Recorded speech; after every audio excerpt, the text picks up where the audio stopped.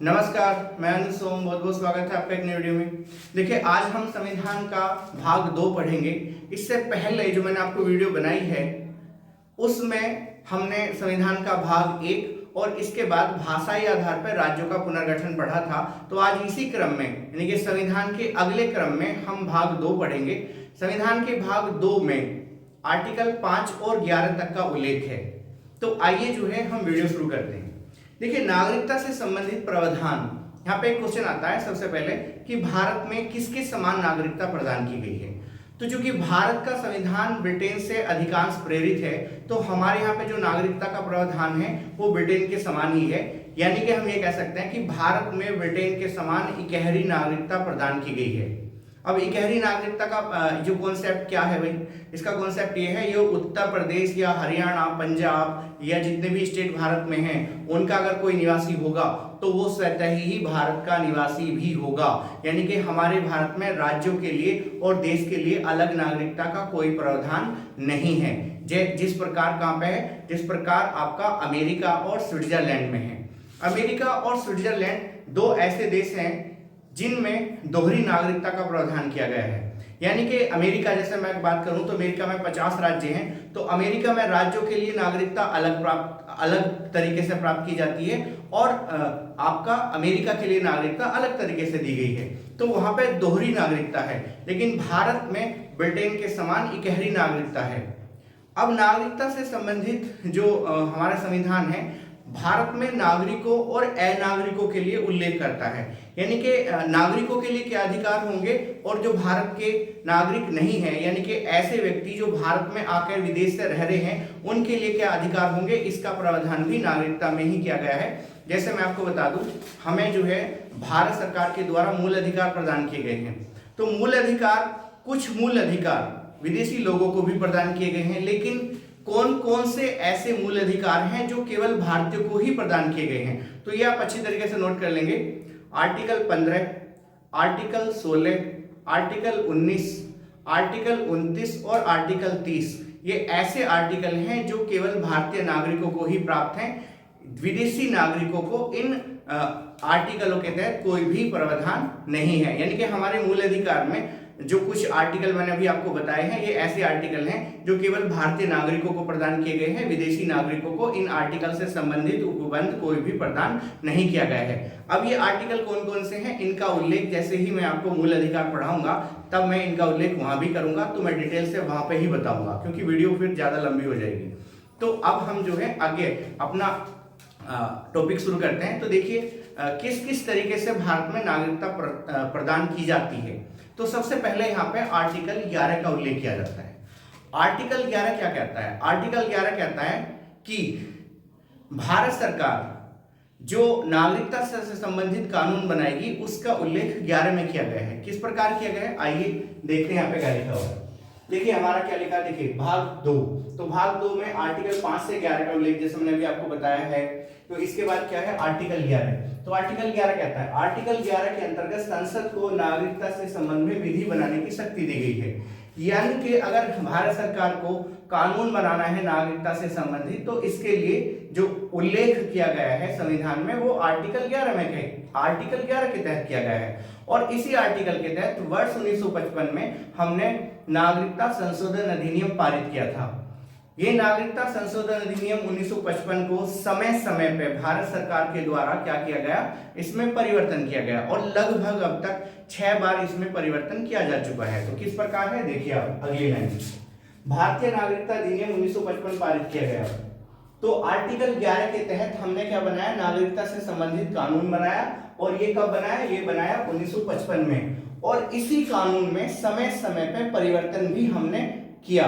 तो कब कब किया, वर्ष 1986 में किया, 1992 में किया, 2003 में किया, 5 में किया, 2015 में किया और 2019 में किया। यानी कि लगभग अब तक 1955 भारतीय नागरिकता संशोधन अधिनियम 1955 में 6 बार अब तक संशोधन किया जा चुका है।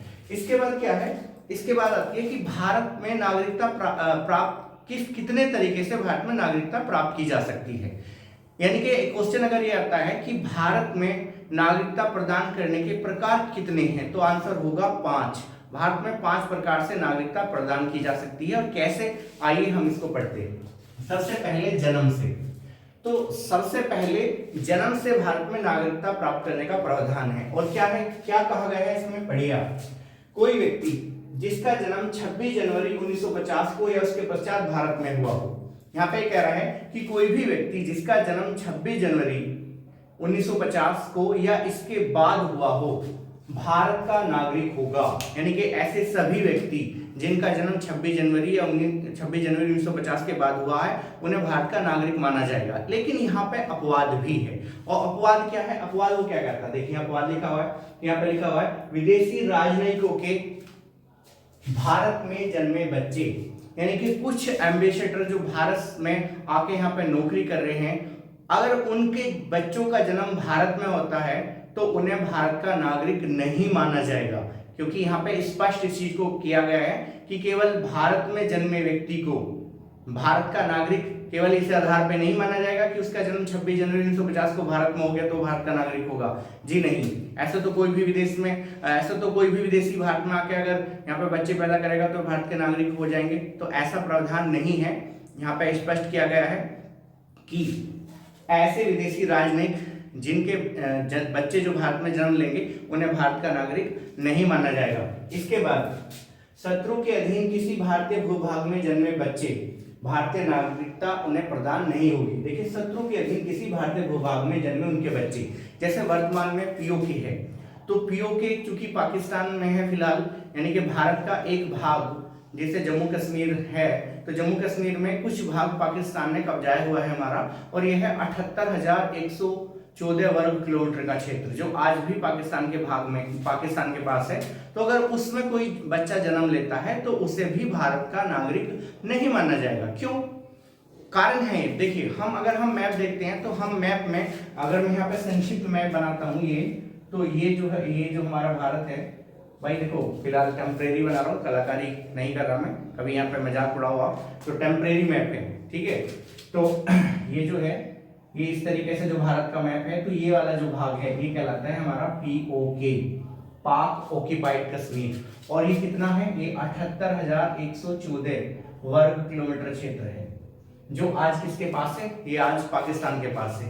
तो इन क्षेत्र में जो बच्चे जन्म लेंगे वे भारत के नागरिक नहीं होंगे। यहाँ पे यही बात की गई है। आप दोबारा देखिए, शत्रु के अधीन किसी भारतीय भूभाग में जन्मे उनके बच्चे जन्म से भारतीय नागरिक नहीं होंगे। यानी कि यहाँ पे जो भी बच्चे जन्म लेंगे उन्हें भारत का नागरिक नहीं माना जाएगा, भले ही भारत इस क्षेत्र को अपने मैप पे दिखाता हो, क्योंकि दिखाओ बेशक हम इसे अपने मैप पे रहे हैं, लेकिन वास्तव में ये पाकिस्तान के पास है। तो ऐसे बच्चे भारत के नागरिक नहीं माने जाएंगे। इंपॉर्टेंट पॉइंट है, आप नोट कर सकते हैं। इसके बाद अगला, यानी कि पहला जो हमारा प्रावधान है ये है जन्म से, और दूसरा प्रावधान क्या है, ये है वंश परंपरा से।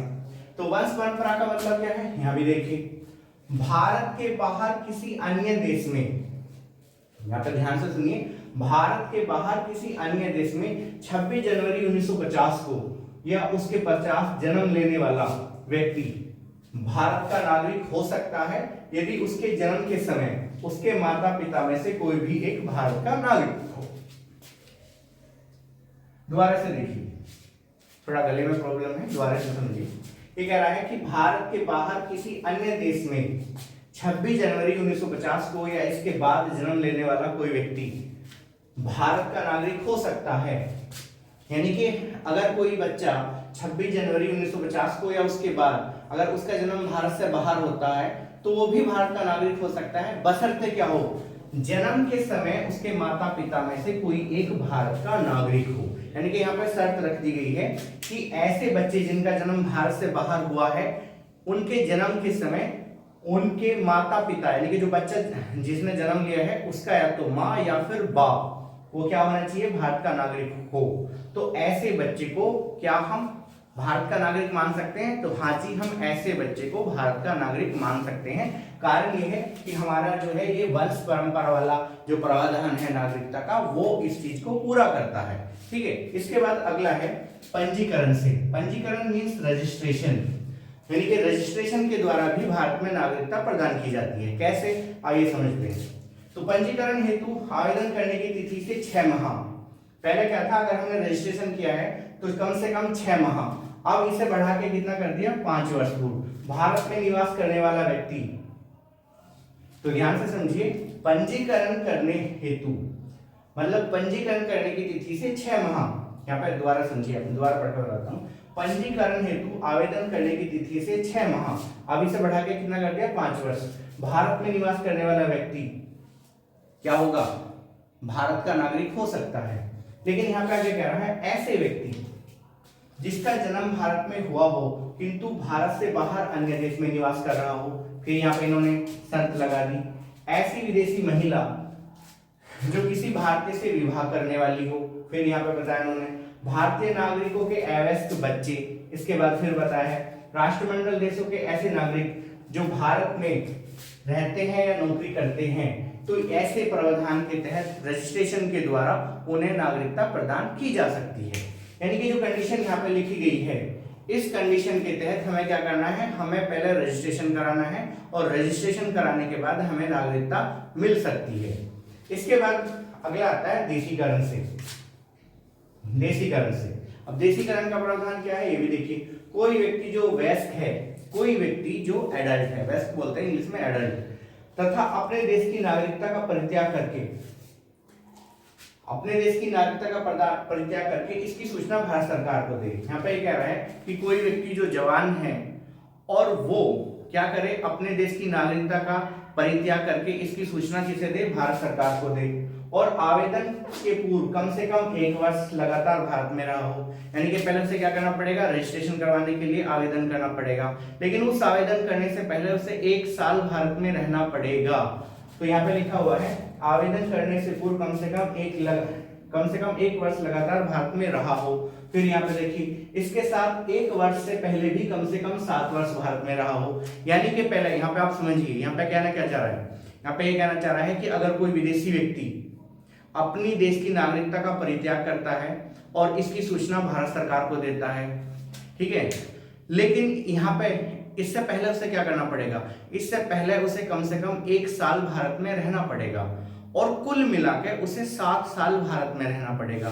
तो ऐसे व्यक्ति को, ठीक है, क्या किया जा सकता है, ऐसे व्यक्ति को नागरिकता प्रदान की जा सकती है। लेकिन यहाँ एक शर्त और है, एक शर्त क्या है, यहाँ पे देखिए, यहाँ पे लिखा है संविधान में उल्लेखित किसी भाषा का वो जानकार भी होना चाहिए। यानी कि हमारे संविधान में 22 भाषाओं का उल्लेख है, तो इन 22 भाषाओं में से कम 1 भाषा का वो व्यक्ति क्या हो, जानकार भी हो। तो ऐसे व्यक्ति को किस आधार पर, देशीकरण से भारतीय नागरिकता प्रदान की जा सकती है। इसके बाद है अगला भूमि अर्जन के द्वारा। तो भूमि अर्जन के द्वारा क्या मतलब है, यहाँ पे जैसे हमने क्या किया, वर्ष 1954 में हमने पांडिचेरी को जीत लिया था। मतलब ऐसा हुआ, देखिए वर्ष 1954 में जो पांडिचेरी क्षेत्र है ये फ्रांस के अधीन था, तो फ्रांस ने क्या किया, फ्रांस ने ये बस्तियां भारत को सुपुर्द कर दी। तो यहाँ पे ये कहा गया है कि अगर कोई, मतलब हमारा भारत जो है, सपोज करो किसी दूसरे देश पे आक्रमण करता है और उस आक्रमण करने के बाद उस देश को भारत में मिला लेता है, तो उस देश के नागरिक भी भारत के नागरिक, उस देश के नागरिक भी भारत के नागरिक ही माने जाएंगे। तो यहाँ पे ऐसी कंडीशन वर्ष 1954 में पैदा हुई थी, जब फ्रांस ने पांडिचेरी क्षेत्र भारत को दिया, तो वो क्षेत्र जो पहले फ्रांस के अधीन था, वे नागरिक फ्रांस के नागरिक कहलाते थे। बाद में चूंकि उनका विलय भारत में हो गया था, तो वे स्वतः ही भारत के नागरिक हो गए। इसी प्रकार 1961 में गोवा को भी हमने ऑपरेशन विजय के तहत भारत में मिला है, तो गोवा के नागरिक भी स्वतः ही भारत के नागरिक होगी। तो भूमि अर्जन के द्वारा कॉन्सेप्ट ये है, तो भूमि अर्जन के द्वारा यदि भारत ने कोई क्षेत्र जीत लिया हो, तो ये जो था, ये हमारा आज नागरिकता का टॉपिक था।